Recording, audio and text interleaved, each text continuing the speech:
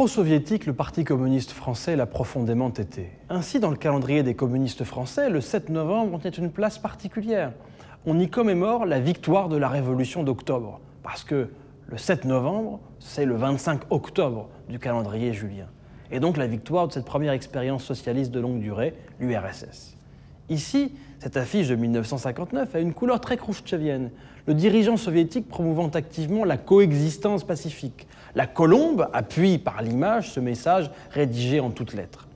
Ce gros astre étrange représenté sur la coque du navire, au-dessus des immeubles, grues et usines de ce qui ressemble fort à Moscou, vise sans doute ce signe de la supériorité du socialisme, comme on disait, Spoutnik en 1957 et bientôt Gagarine en 1961. Soutien au socialisme réel, le 7 novembre est aussi l'occasion de célébrer l'amitié entre les peuples, la paix et ici le désarmement. Pour autant, lorsqu'à la fin des années 1960 s'esquisse la tentative d'un socialisme à visage humain en Tchécoslovaquie, l'attention des communistes français est très grande.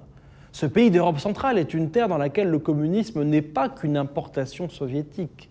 S'y pensent et s'y expérimentent des politiques qui intéressent bien des communistes de par le monde, à distance d'un socialisme soviétique autoritaire. Waldeck Rochet, secrétaire général du PCF, s'investit sans compter pour éviter l'écrasement de ce printemps de Prague par les troupes de l'URSS et des autres démocraties populaires coalisées dans le pacte de Varsovie. En août 1968, c'est l'échec.